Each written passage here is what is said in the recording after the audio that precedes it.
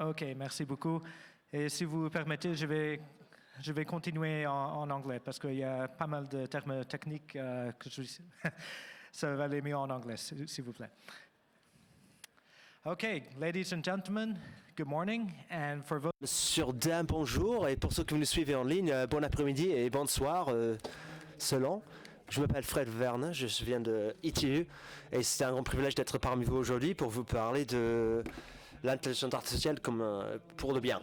Et avant de commencer, je vais vous raconter une petite histoire. Le long chemin vers Bordeaux. Vous voyez derrière moi, c'est une photo prise en Afrique du Sud, au Cap en 2019. Et dans la photo, vous voyez Hélène et Olivier de l'Université de Bordeaux, un gentilhomme de l'ambassade française et un jeune version de moi-même qui tient un Robocop. Et je vous promets que c'est beaucoup plus lourd qu'il ne semble. Mais sans blague, c'était vraiment une réunion très importante pour nous. Pendant cette réunion, on a fait des grands projets. Et un de ces projets, notamment, était de créer une démonstration du Robocop à l'ONU, chez l'ONU, à Genève, sur un terrain de foot réel. Et on a même persuadé le secrétaire général de faire l'arbitre pour ce match. Donc on était très... Bon, voilà, vous avez peut-être compris la suite. Il y a eu le Covid qui est passé par là. On a dû se réinventer, on a changé nos projets totalement. Mais on ne s'est pas découragé. Et entre-temps, Olivier de Bordeaux a créé un Robocop virtuel, une démonstration virtuelle de notre plateforme IA pour le bien, AI for Good. Hélène, avec l'université, a aussi rejoint l'ITU comme un partenaire membre académique et c'est grâce à eux que je suis là aujourd'hui. Donc 2 ans et demi, ça nous a pris pour que je sois là. Donc c'est pour ça que j'ai appelé cette photo le long chemin vers Bordeaux, mais je vous promets que dès que c'est possible, les voyages internationaux, on va le faire, ce match de football à l'ONU, à Genève, et le Robocop sera l'invité d'honneur. Pour ceux donc qui ne me connaissent pas, l'ITU, c'est l'agence spécialisée de l'ONU pour les technologies de communication et d'information. Simplement, notre mission, c'est de réunir le monde et être sûr que les bénéfices sont partagés partout. Notre travail se divise en 3 zones. À l'eau, on harmonise des spectres radio et aussi les orbites satellites. On développe aussi les normes internationales qui sont les fondements des réseaux de communication modem. Donc, s'il n'y avait pas les normes ITU en ligne, ce ne serait pas possible de suivre ce webcast.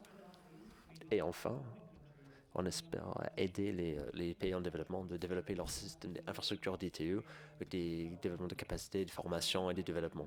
L'ITU est aussi unique dans le réseau ONU parce qu'on est la seule agence avec des membres publics et privés. On a 193 pays membres, 900 entreprises des secteurs télécoms et 150 institutions académiques. Aussi, une grande partie de la raison pour laquelle on est là, les organisateurs de AI for Good, IA pour le bien, avec 37 agences aussi, c'est presque tout l'écosystème de l'ONU et qui est présidé par la Suisse. Alors, AI for Good, l'IA pour le bien, c'est né de l'idée que l'intelligence artificielle a beaucoup de promesses pour essayer de nous avancer vers nos objectifs de développement durable. Avec l'horizon 2030 en vue, c'est pour l'agriculture, pour la santé, pour l'éducation, pour la parité des sexes, mais aussi pour des solutions plus techniques, des villes intelligentes, des véhicules autonomes et des partenariats, collaborations. Il y a un énorme potentiel avec cette technologie. Et je pense que ça a été bien dit par M. Stevens, pour résumer, il a dit c'est dommage que la plus grande partie des meilleurs cerveaux dans l'intelligence artificielle sont là pour identifier vos préférences de consommateurs pour vous vendre plus de choses, plus de publicité. Vous avez peut-être vu le documentaire sur Social Network, le réseau social. Il doit y avoir une meilleure façon d'utiliser toute cette intelligence que pour vendre des publicités en ligne.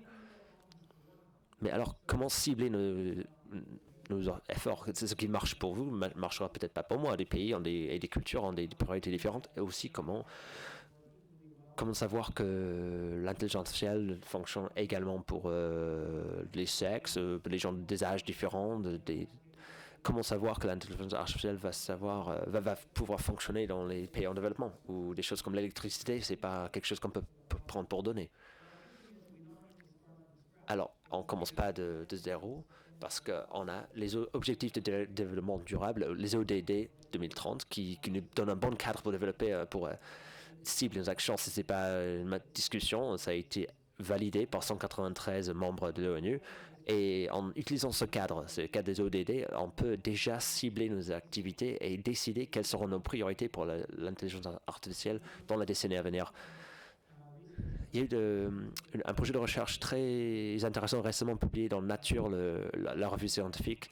Ils ont essayé de cartographier comment l'intelligence artificielle pourrait avoir un impact positif sur les ODD ou un impact négatif sur les ODD. Si vous voyez à gauche là mon graphique, vous voyez qu'il y a 130 objectifs sur tous les 17 objectifs de développement durable pourraient être impactés positivement par l'intelligence artificielle, mais en même temps, vigilance parce que 59 pourraient être négativement impactés par l'intelligence artificielle. Vous voyez ça, c'est le rouleau de droite. Alors, voyons quelques exemples de cas d'usage positif. Alors, c'est peut-être la chose la plus intéressante, la plus réjouissante que j'ai fait parce que jour après jour, on voit des exemples concrets des choses, et des centaines, même des milliers, tous les jours qu'on voit des usages concrets de l'intelligence artificielle. On peut, par exemple, utiliser le machine learning pour prédire le développement de l'Alzheimer, la démence. C'est très sérieux, peut-être 10 millions de personnes par an, 70% dans son Alzheimer, et le diagnostic précoce peut être d'une grande aide pour mitiger et améliorer la qualité de vie pour ceux qui en subissent. Aussi, il y a plus de 80 000 migrants déplacés dans le monde, délocalisés. Et l'intelligence artificielle comme GeoMatch, peut être utilisée pour trouver des pairs entre des communautés et pour aider des gens à retrouver des communautés qui peuvent les aider à refaire une vie quand ils sont déplacés.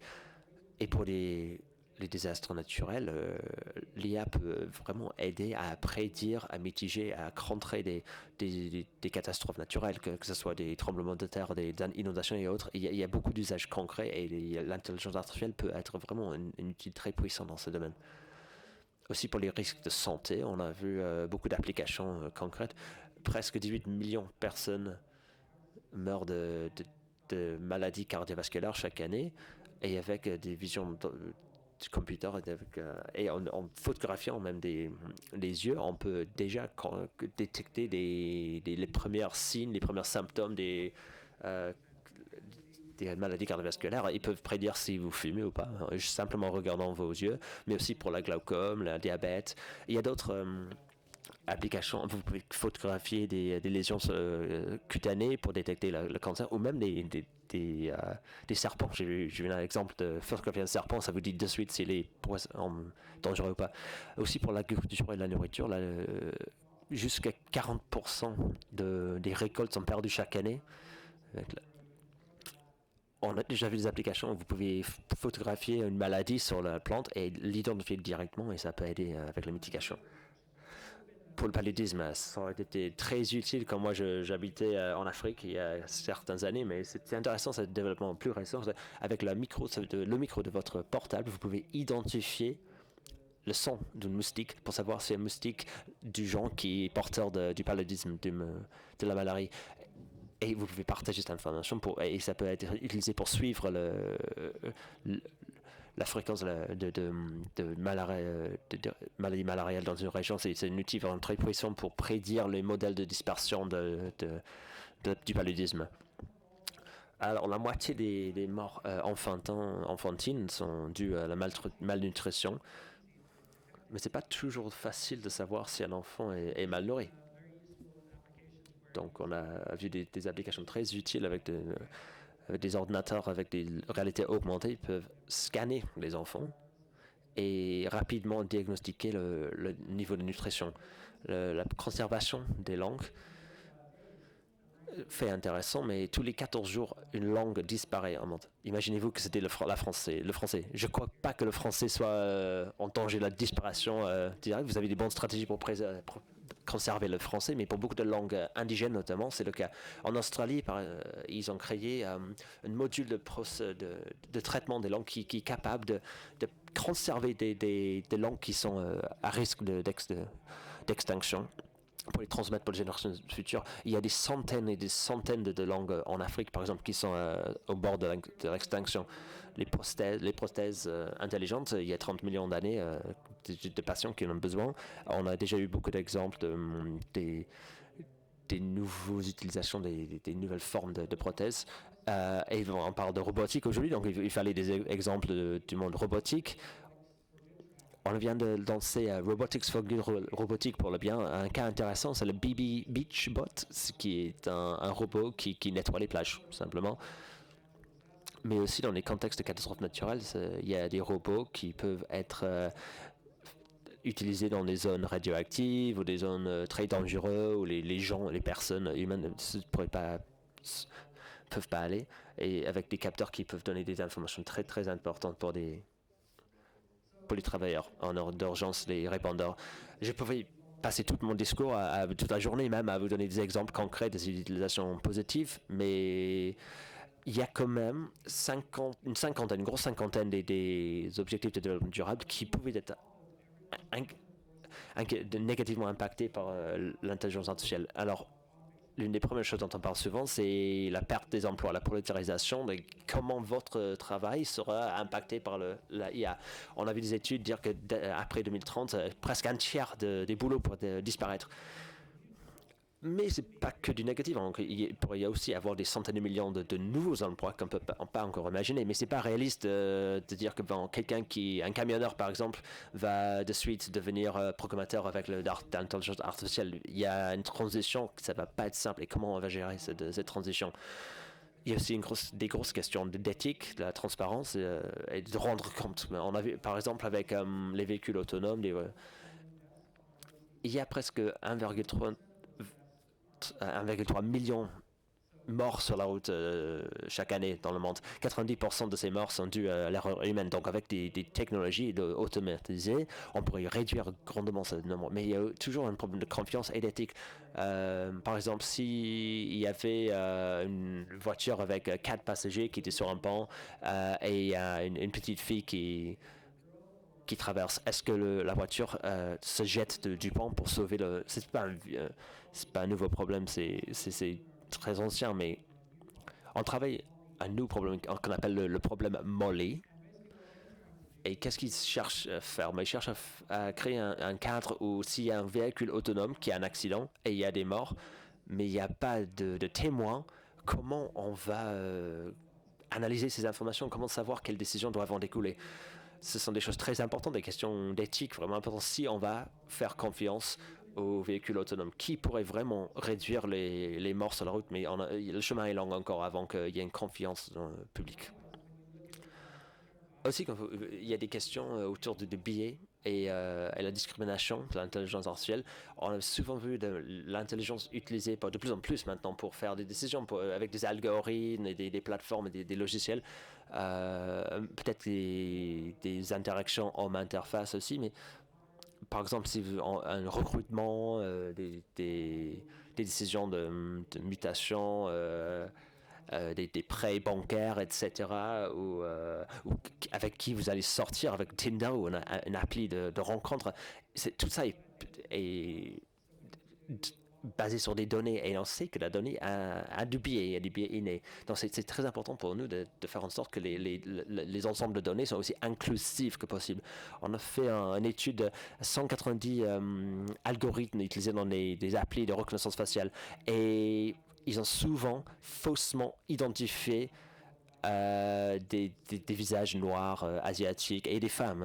Ils étaient 10 à 100 fois plus susceptibles de m'identifier ces gens que des hommes blancs. Il y a aussi des grandes questions de sécurité et de sûreté. Il y a, dans le monde de cybersécurité, on dit souvent que s'il est possible de hacker, quelqu'un va le faire. Et c'est intéressant parce que l'intelligence artificielle peut être inutile contre le cyberterrorisme, mais aussi un outil puissant pour créer des attaques cyber, et sur une grande échelle. Mais ça va plus loin que ça. Des fois, il y a eu des exemples très simples où simplement mettre vous pouvez mettre des stickers, des autocollants sur des panneaux de la route et que ça peut déjà tromper la caméra d'un véhicule autonome. Il y a eu des solutions très low-tech, on peut dire, que des hacks, si vous voulez, qui doivent être prises en considération parce que la technologie n'est pas aussi avancée qu'on croit des fois. Alors les problèmes de distorsion de la vérité, on en parle souvent. Une étude de la MIT a démontré que la fake news se répand 6 fois plus vite que la vraie actualité. Donc comment gérer cette vitesse? Et une question qui est très importante pour nous à ETU, pendant la pandémie Covid, des gens mettaient le feu aux tours 5G et il y avait du harcèlement parce qu'il y a des complotistes qui croyaient que les antennes 5G répandaient le Covid. C'est pas quelque chose qui arrive en ligne. Il y a vraiment des conséquences dans la vie. Il y a de l'harcèlement, de la violence, des feux. Et, c'est quelque chose où peut-être l'IA pourrait être inutile pour aider à identifier le fake news. Donc ça peut être, des fois c'est utile, des fois c'est une menace. Est-ce que l'IA veut mener la fin de l'anonymité, la confiance? On a déjà vu comment le Big Tech utilise déjà vos données comme qualité. C'est quelque chose qui est commodifié, qui est vendu sur le marché.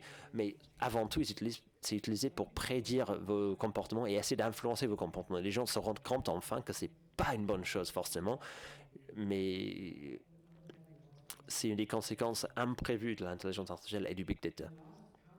Et enfin, mais comment éviter l'agacement du gap, la disparité informatique? Parce que les pays en développement ont beaucoup à gagner de l'intelligence artificielle, mais ils peuvent aussi y perdre gros si c'est pas bien géré cette transition. Et pour que l'intelligence artificielle fonctionne, il y a besoin de données. Et pour que les données soient disponibles, il faut la digitation, la numérisation et de la connectivité. Donc il faut que toute l'infrastructure soit en place, sinon les pays en développement risquent de rater le coche. Et enfin, et pas la moindre des choses, est-ce que nous, en tant qu'humains, vont devenir inutiles? Il y a cette crainte ou cette promesse, comme vous voulez, de l'intelligence artificielle généralisée qui est capable d'apprendre, de s'améliorer à l'infinité. Les gens disent que c'est dans 20 ans, d'autres qui vont vous dire que ça n'arrivera jamais, mais c'est vraiment quelque chose dont les gens sont inquiets. Est-ce que ça va être comme les films où on voit que l'intelligence artificielle fait tout le nécessaire, toutes les choses ennuyeuses de la vie et nous on est libre de faire la créativité, de jouer, ou est-ce que c'est un autre film et le pouvoir est concentré dans les mains des ordinateurs et les humains sont laissés pour compte? Mais en ayant dit tout ça, je pense qu'il y a beaucoup de choses positives, beaucoup plus de choses positives, beaucoup plus de perspectives positives que de négatives. Donc comment avancer? Ce qu'on a vu, c'est que les solutions qu'on a déjà identifiées ont besoin d'un peu de temps de maturation, ont besoin de temps avant que ce soit capable de déploiement à large échelle. Ça va prendre quelques années. Mais le temps est limité et pour avoir un impact concret sur les ODD de 2030, il y a urgence. Parce qu'on a besoin d'identifier des solutions qui existent déjà, de travailler la mise en place sur grande échelle pour avoir des résultats d'ici 2030. Mais il faut toujours comprendre le contexte, le cadre. Il y a pas un manque de cas d'usage, de cas de bonnes pratiques avec l'IA. On en voit des centaines par an. Mais c'est une chose de développer un appli à Silicon Valley ou dans une université. Et par contre, la mise en place en Afrique sur une cinquantaine de pays avec tous les enjeux financiers, politiques, etc., c'est une autre question entièrement.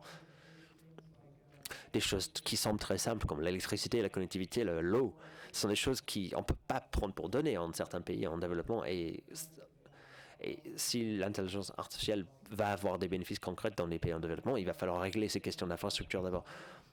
Et comment est-ce que ces solutions peuvent être déployées donc à grande échelle? Donc, il y a beaucoup d'argent investi dans la recherche, mais c'est concentré dans certaines régions, certains pays. Avec AI for Good, ce qu'on cherche à faire, c'est identifier des innovateurs pour le bien. C'est des entreprises de tech, des startups, des académiques. Et on essaie de les matcher avec des agences, des hôpitaux, des municipalités, des cliniques locales. Comment mettre en réseau des gens avec des solutions et des gens qui sont demandeurs de solutions? Ça devrait être aussi simple qu'un appli, non? Que je cherche un taxi. Mais comment on peut faire pour créer une plateforme, pour avoir un cadre commun pour que les gens puissent venir se rejoindre, se rencontrer. Et quels ensembles de données publiques ouvertes on a qui peuvent avancer ça? Est-ce qu'on est capable de créer ce mécanisme de connexion où les gens sont une plateforme où les gens puissent venir ensemble pour créer des bonnes pratiques ensemble, pour partager des ressources pour le bien commun? Et c'est ça qu'il nous faut si on espère vraiment déployer des solutions intelligentes artificielles au-delà de sphère commerciale. Il y a à peu près 2 ans, on a atteint un jalon intéressant où 50% du monde a été connecté. Ça veut dire 50% du monde a été en ligne. C'est une grande réussite, mais ça veut dire qu'il y a encore la moitié du monde qui n'est pas relié à l'Internet. C'est important pour que les gens soient connectés, pas juste pour faire de l'argent pour des opérateurs de télécom, mais si l'autre moitié... C'est comme avoir un moteur d'avion qui utilise que 4 cylindres. On rate la sagesse, on rate la capacité de résoudre des problèmes, la créativité, la culture, les langages de la moitié du monde.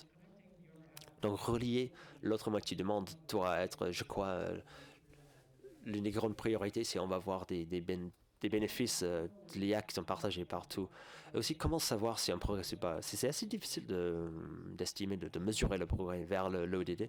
Il y a 17 buts, objectifs, il y a une grosse centaine de sujets. La bonne nouvelle, c'est à peu près 30% du progrès peut être tracé avec l'imagerie satellite, ou l'imagerie géothermique, etc. 3 terabits de données photographiques qui sont générées chaque journée. Donc vous imaginez un peu si toutes ces données étaient disponibles pour les gens avec les outils nécessaires, les connaissances nécessaires. C'était un rêve de beaucoup de gens qui travaillent sur la plateforme AI for Good. Alors la propriété et la récolte des données, des gens disent des fois que les données c'est le nouveau pétrole, le moteur de l'IA. Mais la question, c'est souvent, on a des réunions et on demande aux gens, OK, mais qui a les données? Et il y a beaucoup de mains qui se lèvent. OK, super. Alors, vos données, vous les partagez? Et bon, ils commencent à regarder par terre et puis voilà, c'est un peu plus silencieux. Donc, c'est quelque chose qu'on essaie de régler maintenant. C'est comment faire pour que les données soient partagées d'une façon qui est utile pour l'IA, mais qui respecte encore l'anonymité, la vie privée des gens. Il y a des techniques, l'encryption homomorphique, par exemple, l'apprentissage fédéré, c'est l'équivalent d'envoyer vos données à quelqu'un qui va traiter ces données, mais vous gardez l'information qui n'est pas tout à fait... Je vous dis, moi je fais 3 mètres, j'ai 5 ans, j'ai les yeux rouges. C'est les données qu'ils ont, mais parce qu'il y a un algorithme de cryptation, ils peuvent quand même faire des calculs correctement et me renvoyer. Donc eux, ils voient jamais les données réelles, mais j'ai quand même des idées. C'est des techniques qu'on travaille en ce moment, parce que tant qu'on n'aura pas ce mécanisme de confiance au partage des données, je pense qu'on ne verra jamais tout le potentiel de l'IA. Et enfin, pas le moins des choses, qu'est-ce qu'on cherche à faire? Qu'est-ce que nous voulons vraiment? C'était intéressant de voir au début du sommet... c'était très... 2017, on avait la hype de IA, Terminator, on en parlait beaucoup, des situations catastrophiques potentielles. Je crois qu'il y a eu une maturation, je crois qu'on est plus orienté vers des solutions maintenant. Je pense qu'on est devenu beaucoup plus pratique, plus concret, mais en même temps, si on n'est pas très clair sur ce qu'on veut, mais on a peu de chances d'y arriver. Et c'est une des choses qui est devenue claire, qu'on a inventé des artistes à nous rejoindre à AI for Good. Et des artistes qui créaient des œuvres incroyables sur comment utiliser l'IA pour avancer, repousser les frontières de leur domaine et créer des œuvres qui n'étaient pas possibles avant. Et le public a vu ça et les artistes était en train d'innover avec l'IA. Et ça, je crois que ça nous a aidé à changer le narratif. C'est comment on est, en tant qu'humain, qu'est-ce qu'on peut faire? L'intelligence, qu'est-ce que ça veut dire pour nous et qu'est-ce qu'on peut en faire? Et c'est quelque chose qui doit nous concerner. C'est une question qui nous touche tous, que vous êtes parents, étudiants. Le but, c'est d'identifier des applications concrètes, pratiques, qui nous aident à avancer vers les ODD et de les déployer à échelle mondiale. Alors comment faire? Mais on peut pas, avant tout, on ne peut pas le faire tout seul. C'est pour ça qu'on a 38 agences de l'ONU qui sont nos partenaires. C'est quasiment toute l'écosystème de l'ONU qui est relié à AI for Good. Les experts disent aussi que c'est très important, même les experts d'IA vont vous dire que l'IA est trop important pour être laissé aux experts. C'est pour ça qu'on cherche à avoir le plus grand nombre de partenaires possible avec des officiels, des élus, des entrepreneurs, des académiques, la média, la société civile et même des artistes et des créateurs. AI for Good est divisé en 3 piliers. Apprendre, construire et relier. Apprendre, on a des séminaires en ligne, des webinaires chaque semaine avec des démonstrations. Dans le pilier construire, on a des effets collaboratifs, par exemple on a des concours de pitch pour des startups qui utilisent l'IA, ils peuvent venir se mettre en concurrence pour des subventions. On a des défis en ligne, on a des séminaires d'effets pré-standardisation pour créer des nouvelles normes. Et en termes de relier, on a le sommet numérique, le sommet global, quand c'est possible d'avoir ces choses en présentiel, mais aussi notre programme de partenaire avec l'ONU et bientôt notre programme de réseau neural. Et là, ce sont des plateformes, des opportunités pour que la communauté internationale se rencontre. Quand on a vu cet événement en présentiel à Genève, on a tiré peut-être 2000 personnes. Et depuis qu'on est entièrement en ligne, on a vu 180 000 personnes se connecter dans ces 2 dernières années. Et le nombre de pays en développement qui participent a quasiment doublé. Les pays en développement, donc 2 fois plus nombreux à venir. L'équilibre de genre, de sexe a été amélioré de 10%.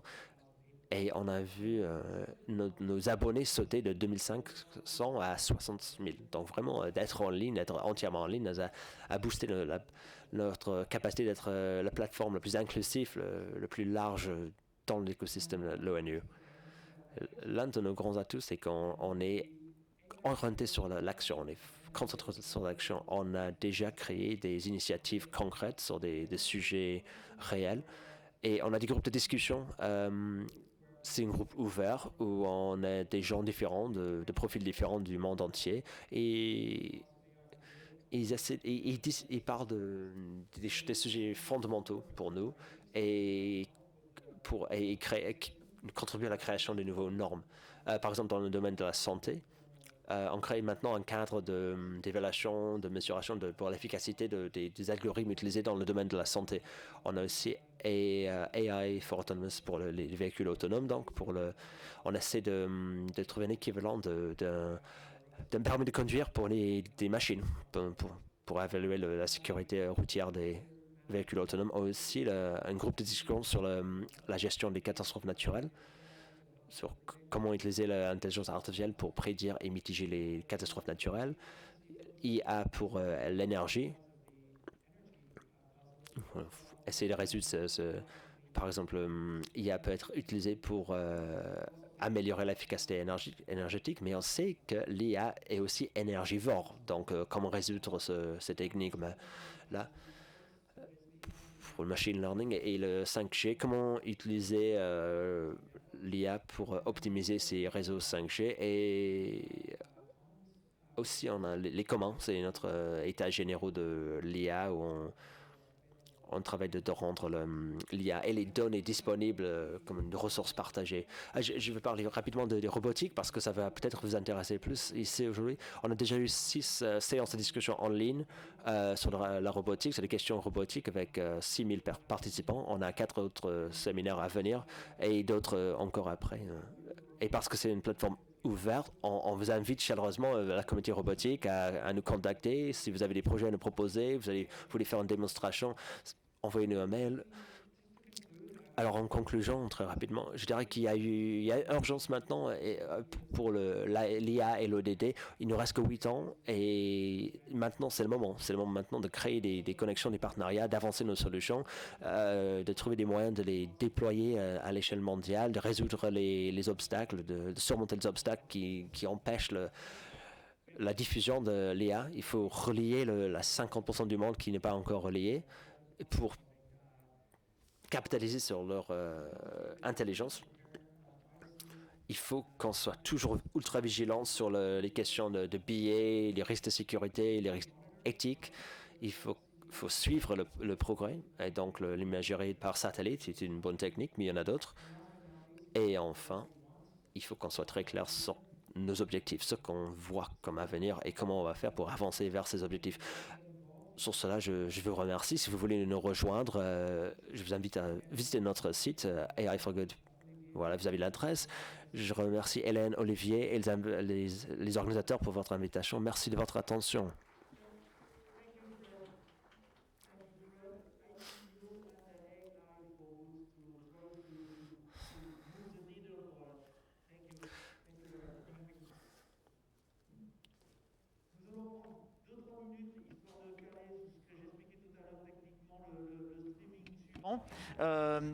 Nous allons donc prendre 2-3 minutes et ensuite nous parlerons de robotique dans la stratégie nationale de l'IA justement.